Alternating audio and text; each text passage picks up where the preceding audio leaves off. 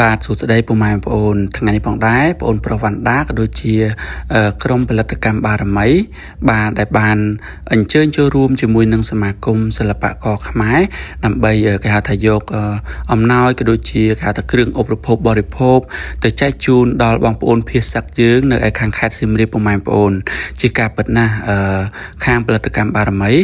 បាទក៏ដូចជាក្រុមតារាចម្រៀងរបស់បងប្អូនប្រុសវណ្ណដាគឺចូលរួមបានមិនថាតាំងពីចូលរួមរៀបចំស្បៀងវិច្ចខ្ចប់ហ្នឹងរហូតទៅដល់ថ្ងៃយកទៅជូនបងប្អូនភាគសឹកយើងនៅខាងខេត្តសៀមរាបជាមួយនឹងលោកជំទាវ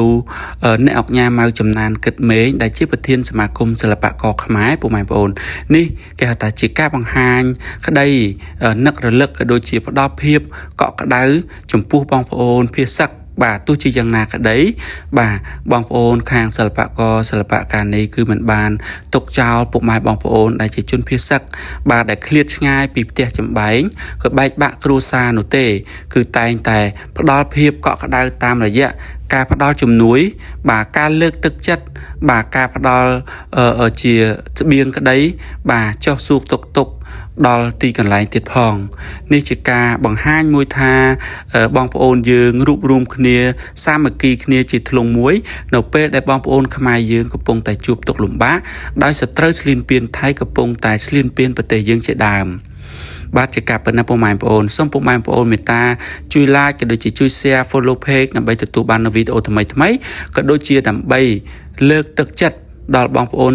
វរៈសិល្បករវរៈសិល្បករនេះដែលបានបាទពុះពៀគេថាលះបង់បាទមិនថាថវិកាផ្ទាល់ខ្លួនក៏ដូចជាកម្លាំងកាយចិត្តនោះទេគឺចូលរួមយ៉ាងសកម្មមែនទែនបាទពុកម៉ែបងប្អូនមិនថាជាមួយនឹងសមាគមទេមិនថាជាមួយនឹង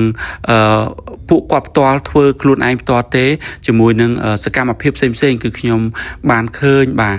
បងសិល្បករសិល្បករនេះយើងចូលរួមទាំងអស់គ្នាស្រស់ដៃស្រស់ទឹងមែនទែនពុកម៉ែបងប្អូន